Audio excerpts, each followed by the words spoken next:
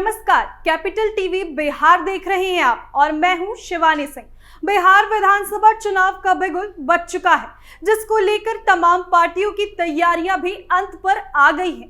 एक तरफ एनडीए है जो विकास की राह पर चल रहा है, जिसके भीतर सीट शेयरिंग से लेकर सीएम चेहरे तक सहमति बन गई है, तो वहीं दूसरी तरफ महागठबंधन बिखरा हुआ नजर आ रहा है। विपक्ष का ना वोट चोरी का मुद्दा चला, ना ही सीट बंटवारा हुआ और ना ही सीएम चेहरे को लेकर कोई सहमति बनी है। अब इन सब के बीच विपक्ष ने क्रेडिट पॉलिटिक्स शुरू कर दी है। तो क्या है क्रेडिट पॉलिटिक्स, बताएंगे आपको इस रिपोर्ट में।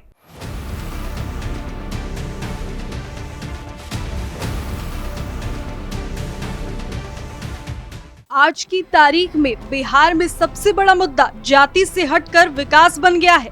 आज प्रधानमंत्री नरेंद्र मोदी पूर्णिया एयरपोर्ट का उद्घाटन करने पहुंचे, जहां 36,000 करोड़ रुपए की विकास परियोजना का तोहफा बिहार को मिला।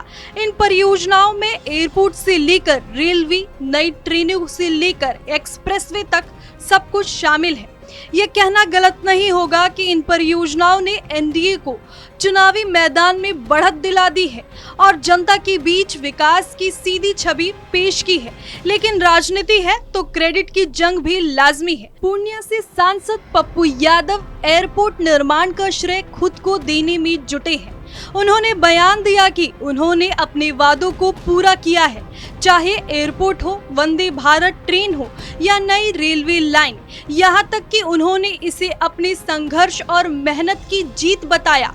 मगर सवाल ये उठता है कि जब ये सारी परियोजनाएं केंद्र और राज्य सरकार की पहल पर हुई, तो पप्पू यादव इसमें अपना योगदान कैसे गिनाते हैं? सच्चाई यही है कि जनता इसे क्रेडिट की राजनीति को भली भांति समझती है। यही कारण है कि लोग कहते हैं पप्पू यादव केवल बयानबाजी कर रहे हैं। दरअसल बिहार की राजनीति में ये पहली बार नहीं हुआ है जब विपक्ष सरकार के कामों का श्रेय खुद को देने की कोशिश कर रहा है।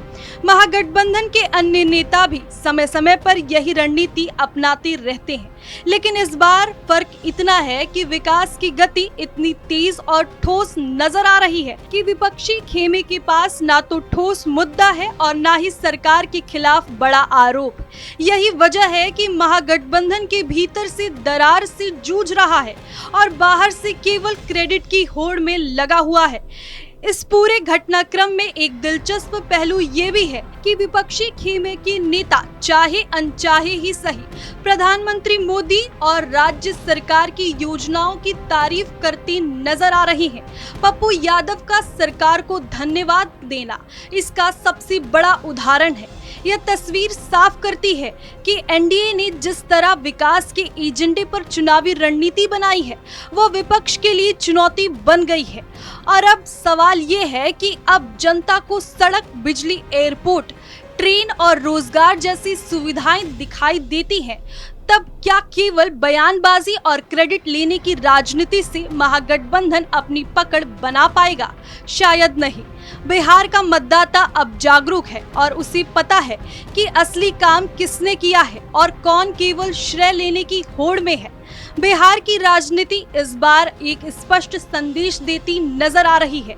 विकास ही असली एजेंडा है और इसी रास्ते पर चलकर कोई दल जनता का दिल जीत सकता है। बिहार की जनता अब काम देखकर वोट देती है, केवल बातों पर नहीं। प्रधानमंत्री मोदी और एनडीए सरकार ने airport, railway, Vande Mataram train और एक्सप्रेसवे जैसी बड़ी योजनाओं से ये साबित कर दिया है कि असली विकास कौन कर रहा है। लेकिन सबसे बड़ा सवाल यही है, जब ये सारे काम केंद्र और राज्य सरकार की मेहनत से हुए हैं, तो पप्पू यादव बार बार इन्हें अपना क्यों बता रहे हैं? क्या सच में उन्हें बिहार के लिए कोई ठोस काम किया है या सिर्फ दूसरों की मेहनत का श्रेय लेने की कोशिश कर रहे हैं? आपको क्या लगता है? कमेंट बॉक्स में जरूर बताइए। धन्यवाद।